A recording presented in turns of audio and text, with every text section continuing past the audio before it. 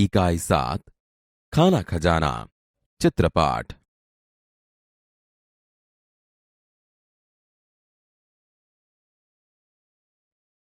चूहा।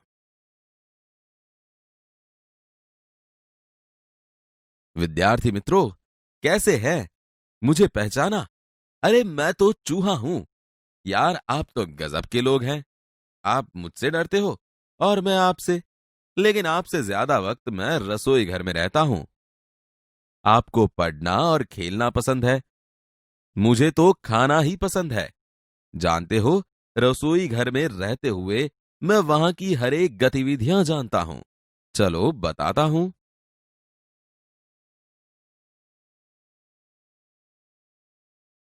देखिए, यह रसोई घर है।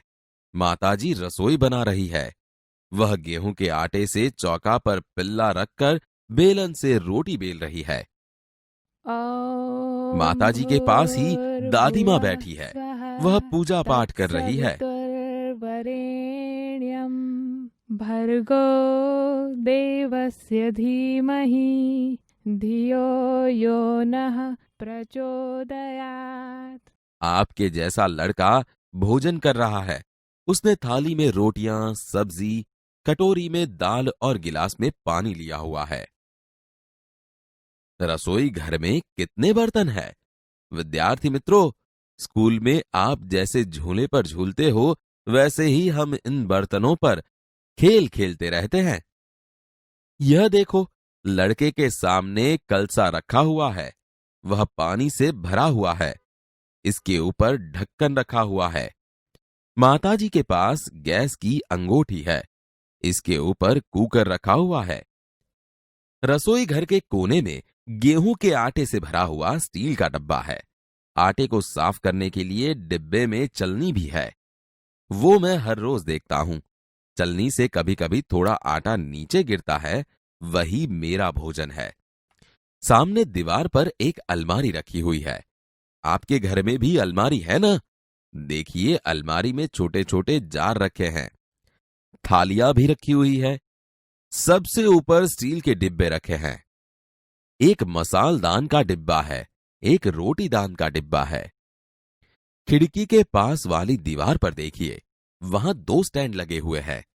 वहां ऊपरी भाग में अचार के जार रखे हुए हैं। नीचे वाले हिस्से में टोकरी में सब्जियां रखी हुई है। कभी कभी हम लोग अकेले होते हैं तो वहां चढ़कर ताजी ताजी सब्जियों का लुत्फ उठाते हैं। नीचे वाले स्टैंड में करछी, कलछुल चिमटा, पौनी, संडसी लटक रहे हैं।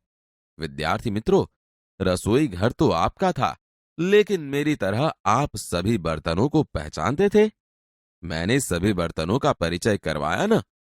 अभी इस रसोई घर में ऐसे बर्तन नहीं हैं जो आपके घर में होंगे। आप उनकी यादी बना के रखिए, कल फिर मिलेंगे।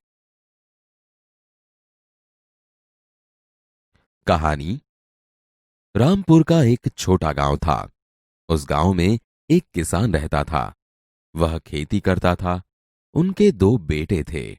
दोनों बेटे आलसी थे। वे कुछ भी काम धंधा नहीं करते थे और आपस में लड़ते झगड़ते ही रहते थे।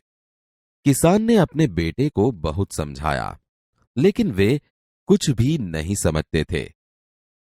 किसान की चिंता बढ़ती ही जाती थी। अपने बच्चों को समझाने का किसान ने नया तरीका ढूंढा।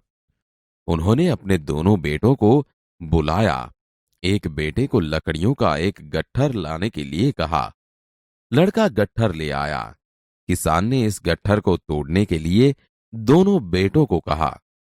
दोनों बेटों ने रस्सी से बंधी हुई गट्ठर तोड़ने का प्रयत्न किया, लेकिन एक भी लड़का वह गट्ठर तोड़ नहीं सका। किसान ने बाद में लकड़ी की गट्ठर को छोड़ दिया और दोनों लड़कों को एक एक लकड़ी तोड़ने के लिए कहा। दोनों लड़के ने एक एक लकड़ी बारी बारी ली और तोड़ दी। किसान ने दोनों बेटों को सीख दी कि यदि आप साथ रहोगे तो आपको कोई तोड़ नहीं सकेगा, अलग नहीं कर सकेगा। यदि अकेले रहे तो कोई भी तोड़ जाएगा। मिलजुल कर रहोगे तो मजबूत बनोगे। और लड़ते रहोगे तो कमजोर बनोगे। उसी दिन से दोनों भाई मिलजुल कर रहने लगे।